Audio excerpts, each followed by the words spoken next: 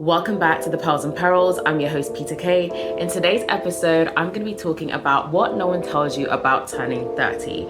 And I've got my trusted list here because I want to stay on track. And when I get passionate, I can go off on a tangent, which you'll probably realize if you've listened to any of my podcast episodes in the past or watched any of my videos. But I do want to stay on track. So let's get into it. I turned 30 in January this year. Will it still be this year when I post this? Yeah, I turned January in 2025, and coming up to 30, there was a lot of things that I was thinking about. And it's just one of those ages when you're in your 20 that you're constantly thinking about the idea of what 30 will look like. And I can definitely say since I've turned 30, there's a lot of shifts and changes that I've identified in myself.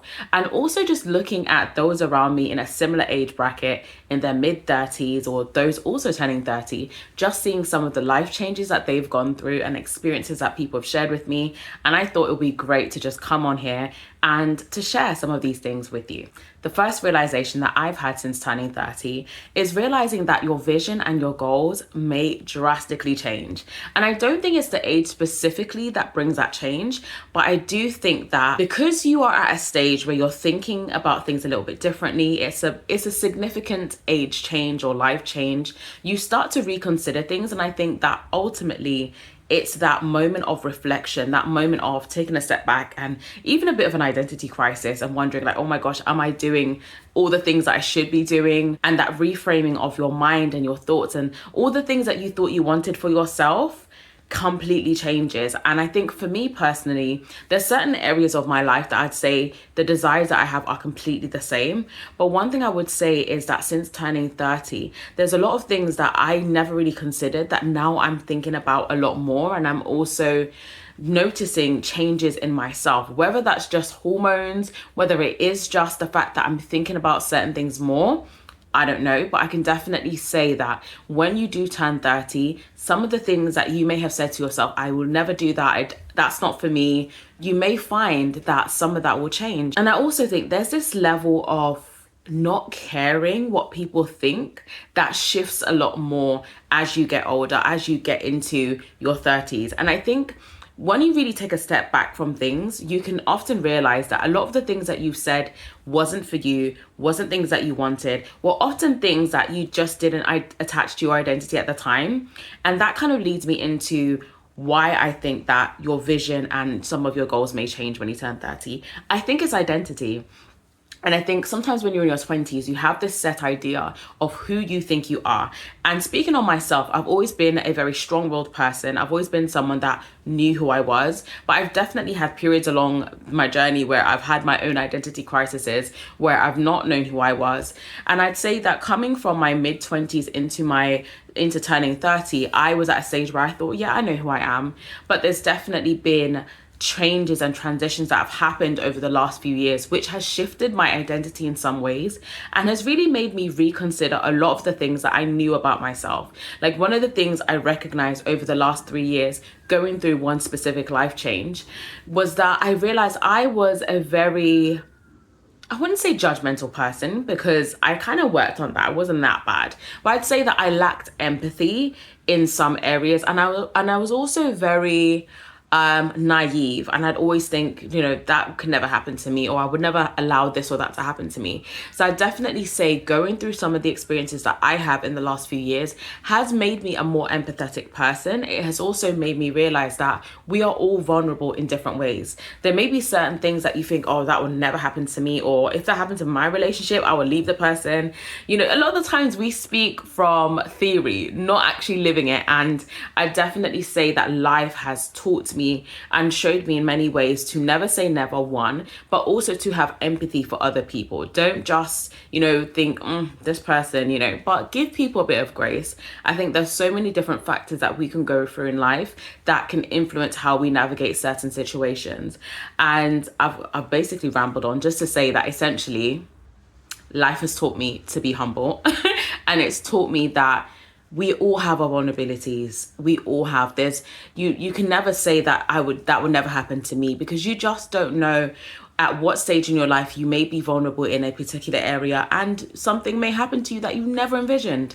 And so this is why I say that for me, turning 30 has really shifted my thinking in many areas. And it's really reframed the way that I see myself, the way that I navigate my relationships, the way that I approach certain things. I think that it's just added a level of depth to me as a person, and that's one of the things that I'd say. So I would definitely say, if you are someone who is like me, who is strong-willed, who's like, yeah, I know who I am, just be open to a little bit of flexibility. That's one thing I would say as you approach your 30s, or if you are in your 30s. Don't box yourself in. Give yourself room to pivot, give yourself room to grow. I think so many times we miss out on opportunities to grow because we completely limit ourselves and we say, oh no, that's not for me. I'm not into that. That's not my interest. But do not put yourself in a box. Give yourself freedom and room to grow, to pivot, to do things differently. And I also think that's why sometimes changes in your career, give yourself room to grow, give yourself room to pivot. You may decide 5 or 10 years from now that you want to do something completely different to what you're doing now. And I think this is the beauty of life. Give yourself permission to expand, to grow, to develop your skills, to try new things. Don't just limit yourself and feel like, oh my gosh, I'm in my 30s now, so I've got to stick to the path that I'm taking. Because life is for living, and honestly, life is short. But that's one of the first realizations. Second realizations is all about friendships. And I think the biggest thing that I would say I've taken away so far, looking at my own friendships and how things have evolved over the last year, is just that friendships evolve. Friendships evolve. We're all growing. Our lives are changing. And one of the things that changes as you grow and as time passes is that the dynamics of your friendships will change. People, we're evolving, we're changing, we're all going through different things. Some are getting married, people are having children, moving abroad. In my own friendship groups, I've had at least I've got 3 friends, close friends, that have now moved abroad. And for me, it's made me look back and think, do you know when you're at a certain age and you're like, oh my gosh, I can't, like 5-10 years time. It's like when I reflect on when I was single, and my friendship group, we'd always talk about what life will be like when we're all married, when we start having our families and so on. And now looking at the reality that the life we envisioned at the time is completely different.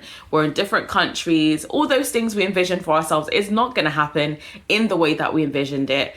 And it's just also making peace with the fact that things change. And I think that's the beauty of friendship. And even in that, you've got to give your friends permission to grow and not be selfish and center everything around yourself.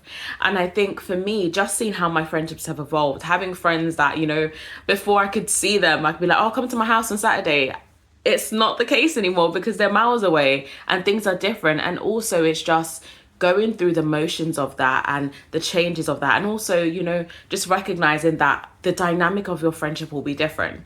The love is always going to be there. That not spark, that's not what I'm looking for.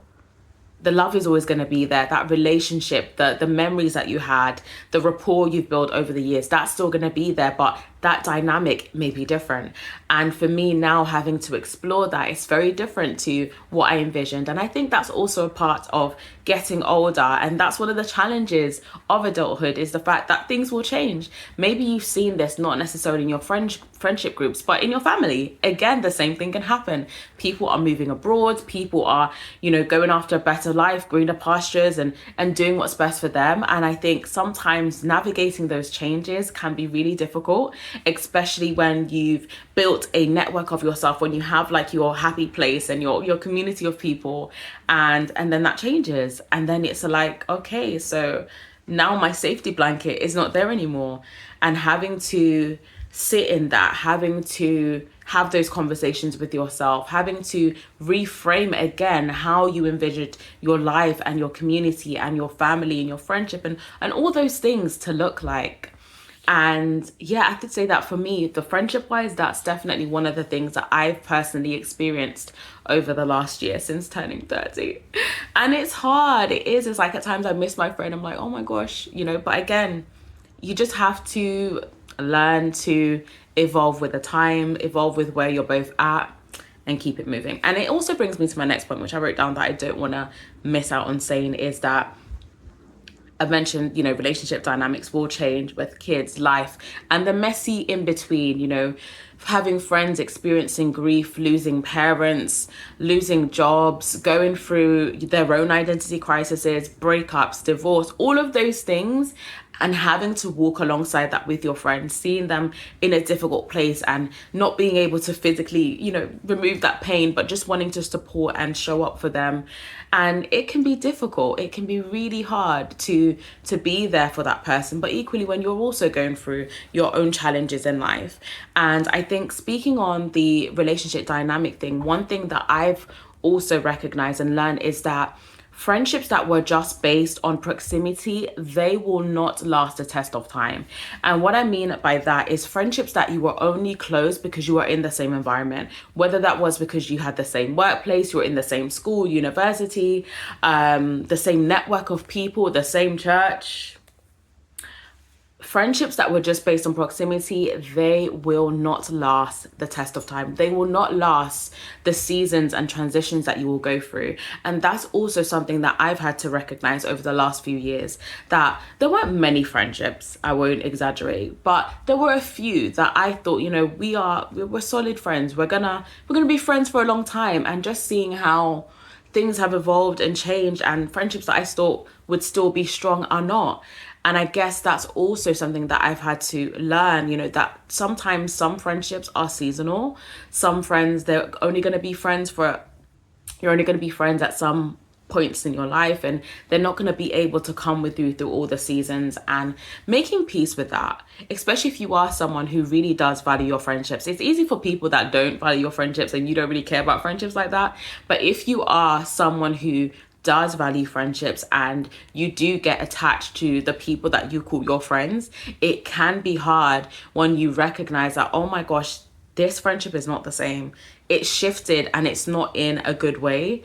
And also getting to a place where, again, if you go back to when you envision all these things with your friend, you talk about your dreams, your hopes, and all those things. And sometimes having to watch that from the sideline, when you spoke with your friends about maybe getting married or them starting that business they wanted to do, or just something even simple. Maybe there's a country they wanted to travel to, and then now they've traveled to that place, but because you're not in the same place in your relationship anymore, you're no longer able to experience that alongside them. And having to watch from the sidelines, them having children, getting married, seeing those life changes, and realizing that, oh my gosh, I'm actually not a part of that anymore.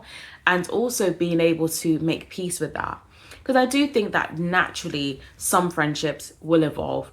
Distance will come, and it's not always something negative or something happened, and I don't think that's also always a bad thing. Naturally, sometimes you grow apart, or things happen, right? Listen, it's hard to keep up with the friends that you even want to keep up with, let alone all the changes and transitions that happen. But ultimately, I think it's just making peace, that sometimes you just gotta let things go. And that can be extremely hard when you are someone who really does value your friendships, or when you think about the sentiment of everything and how long you've been friends with that person and all the memories. And I just think also, things don't always have to end negatively. You can still have love for someone. You can still share, you can still support them. You can still watch from the sidelines and leave it at that. Don't always just force it and try to bring reconciliation. Sometimes you just need to leave things where they are. And I think it's also having the wisdom to decipher whether you should try to reconcile something or whether you should just naturally let it be. The other thing I feel that no one tells you about turning 30 is that your relationship dynamic will change. I think especially if you've been in a relationship since your early 20s and then you get into your 30s, naturally at some point, whether it's, when you turn 30 or a little bit later on in your 30s, at some point your relationship dynamic will 100% change. It will change. Whether that dynamic will change because of having children, changing jobs, going through different things in life, hormones. There's just health scares. Goodness, there could be so many different things that will alter the dynamic of your relationship.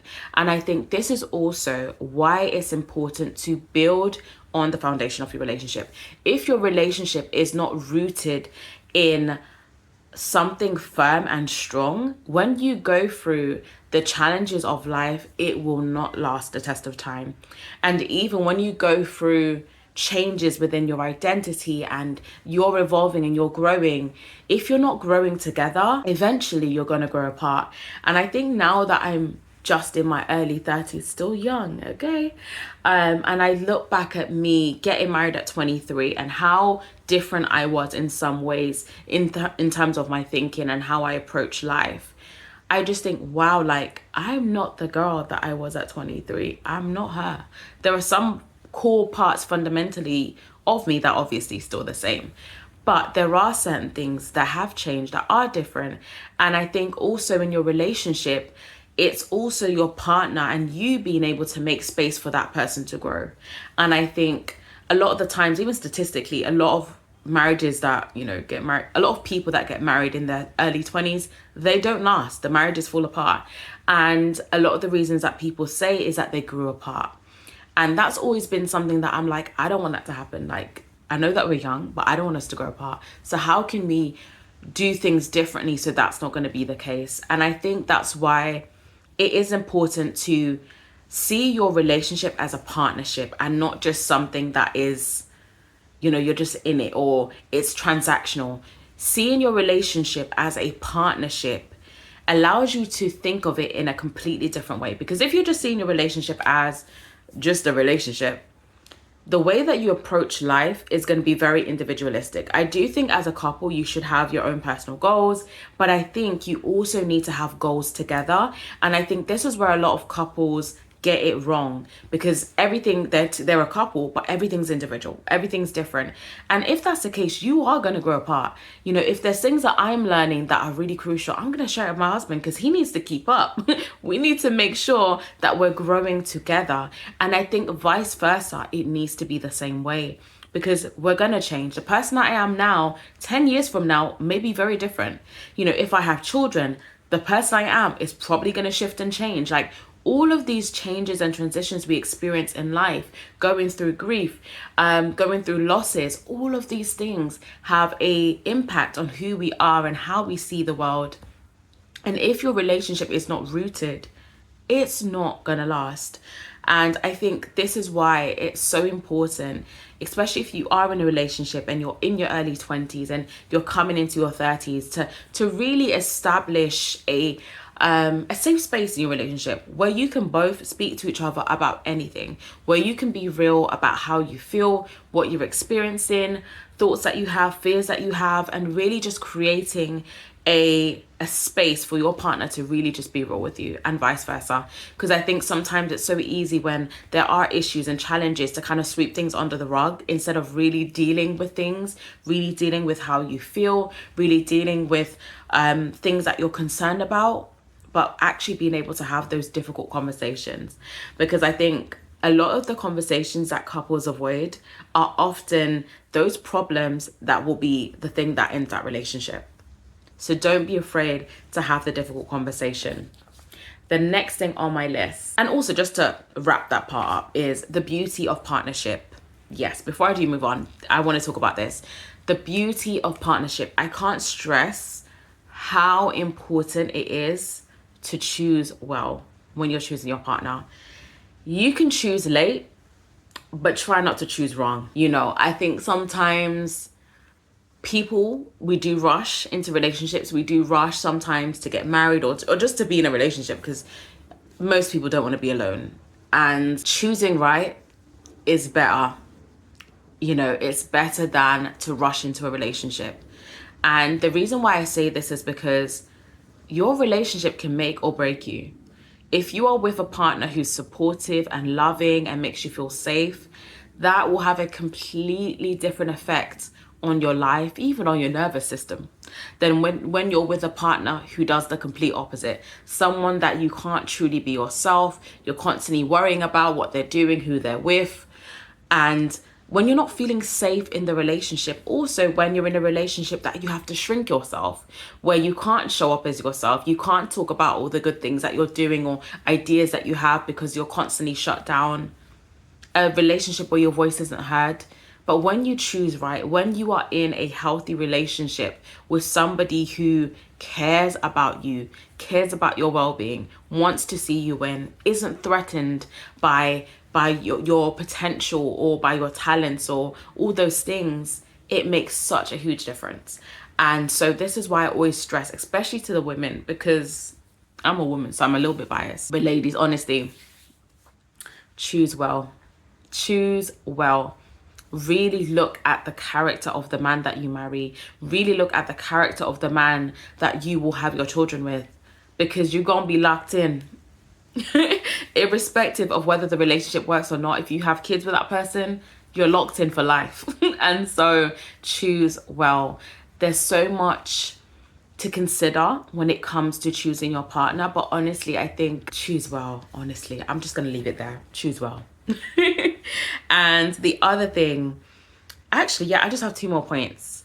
But the other thing that I feel like no one really talks about when it comes to turning 30 and navigating that decade of your life is just the awareness that you begin to have about the fragility of life.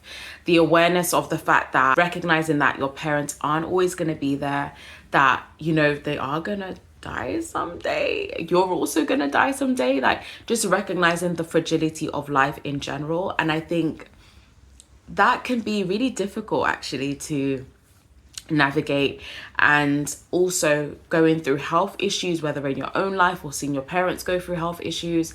And it's really difficult. It's a really difficult time to have to go through when you're worrying about that person, or when you're trying to support them in what they're going through, but also having your own problems and your own issues that you have to think about. And I think that's one of the things that no one really prepares you for, that phase of your life. And also on top of that, if you then have children, that you've got to be thinking about them too. You've got work, you've got other things, you've got goals, it's a lot. It's a lot to navigate. And then also, if you're going through a season where you're navigating grief, you've lost someone, or even maybe you lost that person many years ago, but then you're now in the stage of life that you would have wanted them to be a part of, and then they're not there. And then having to make peace with grieving the life that you thought you'd have. And it's just, there's so many emotions, there's so many different things that you have to make sense of in your mind, and also some of those things you're never going to have the answer for. So it can be a very difficult and muddy and messy place to work through. And I think that no one really prepares you for that, and it's not easy. It's not. And the last thing, because this video is coming towards the time limit that I wanted it to be. I was aiming for 30 minutes. I am within time, to be fair. But the other thing that I would say that no one really tells you, but you need to know. So if you're not in your 30s, you take note of this one. No one is coming to save you. No one, unfortunately. No one is coming to save you. And I think, especially if you've been through a lot of traumatic events and these have had an impact on you, and you look back at your life and you think, oh my gosh, I've actually gone through all those things. Like, that's not fair. Why have I gone through that? It's hard. It's hard to make peace with situations that you've been through that weren't your fault, especially if they happened as a child, that you had no business over. It wasn't your choice, but it happened to you. And I think once you get to a certain point in your life, now you're an adult, you're in your 20s, your 30s, your 40s, whatever age you are. I don't want to discriminate. But once you become an adult, I think one of the hardest things that nobody tells you is that you have then got to make a decision to work through that trauma. You've got to make a decision to break those cycles that perhaps are in your family, or those cycles that led to you experiencing what you have. And whilst, that doesn't take away from the trauma and the pain that you've gone through, the one thing that you do have control over is making a decision of whether you're going to keep allowing those experiences to rob you of the life that you want to have. And that is hard. And I feel like that's what nobody talks about when it comes to not just turning 30, but being an adult. That, yes, you may have gone through really difficult situations. You may have really been through it. But ultimately, no one's coming to save you. And you have to take the initiative to do your work. You have to take the initiative to go through the messy phases and spaces and making sense of everything. And it is hard. It is not easy. There's been many times for me over the last few months, I thought that I shouldn't be having to deal with this. But there's nothing you can do. And you can either try to make the best of a bad situation, or you can allow that situation to completely consume you and to take over your life. And I'd say that these things that I've just shared with you, I feel are things that are not spoken about enough when it comes to turning 30. And the other thing that I just want to wrap up with as well is, if you have been someone that you have put that age on this pedestal, or you had visions of what your life would look like at 30, and then now you've gotten to that age and that is not the reality for you, that can also be a difficult space to navigate. But one thing I want to say before I wrap up this video is that, or this episode if you're listening on Spotify, but before I get into that point, I want to say, if you are watching on YouTube, do subscribe to my YouTube channel. Whatever platform you're listening to me on, subscribe if there is a means to do so, like if you can like, and if you have resonated with what I have shared in this video so far, leave a comment below. I'm telling you to leave a comment. I don't always leave comments, but I'm gonna ask you, please, help me stay consistent. If this video honestly has resonated with you, even just drop an emoji so I know. Even if you don't have words, you don't know what you want to say in the comments, that's fine. Drop an emoji, but do let me know if it has resonated with you, and share this video if it's helped you. If you could relate to something, let me know. And also let me know, what videos do you want to see? Because I don't want to record videos that you don't want to watch. I want to talk about topics that you want to hear about, that maybe things that you are going through. If you've got dilemmas, you need some advice, reach out to me in the show notes. Let's talk about it. Because my channel is all about the pearls and perils, the challenges we go through in life, the real situations that sometimes we may not feel comfortable talking to with our friends and family because they're not on that mindset. They're not thinking about those kind of things. I want us to talk about it here. This is our community. So yeah, let me know. Okay, back to the point. The last thing that I wanted to leave you with. So essentially what I was going to say was, if that's the case, where you've gotten to this age, whether you're 30 or whatever age you're at, and you've come to realize that, oh my gosh, I am not where I thought I'd be at this age. I am far from it. Don't give up on your life. Do not give up on your life. I think having to grieve the life you thought you'd have and recognizing that that isn't your current reality can be very difficult. And I think some people never get out of that grief.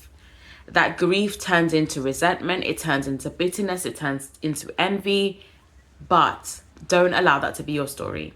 Something I always remind myself is, where there is life, there is hope. And in moments in your life where you're feeling like, do you know what, I just want to end it all, or there is no hope, where there's life, there's hope. So please remember that. Don't give up on your life. Don't count yourself out. Don't think, oh, because I'm this age, or because I have my circumstances, or this or that, there is still hope for you. There is. So do not give up on yourself. Do not give up on your life. Do not give up on your dreams. And I know that it's easier said than done, but I'm not telling you something that I don't often have to remind myself. But I'm going to leave it there. I do hope you've enjoyed today's video. If you have, let me know. If you haven't, keep it to yourself. I'm joking. But yeah, have a great rest of your week, your month. And I'm excited for coming back here on YouTube. I don't know what that's going to be like, but one of my goals is to be consistent this year, to put out a video every week. And last plug actually before I go is, I am having an event on Thursday the 8th of Jan, 7:30 to 9:30 p.m. GMT. This is my finance reset guided session. I'm so excited. I had my first one last week, and initially I was only planning on doing one date, but the session was so good, I'm like, I need to do it again in the new year. So if you have been wanting a reset in your finances, then join me on Thursday, the 8th of Jan, 2026. Sign up, get your ticket. Irrespective of where you are in the world, the session will be designed to be relatable to any area you live in. I've based it on financial fundamentals, which are applicable to anywhere. So if you've been saying you want to work on your finances in 2026, you want to get better with your money, this session is for you. So sign up. Links are in my show notes or in the description if you're watching on YouTube, and I look forward to seeing you there. Also, share it with a friend if you think it will benefit them. I'll see you in my next video. Thank you so much for watching, and don't forget to subscribe. Bye.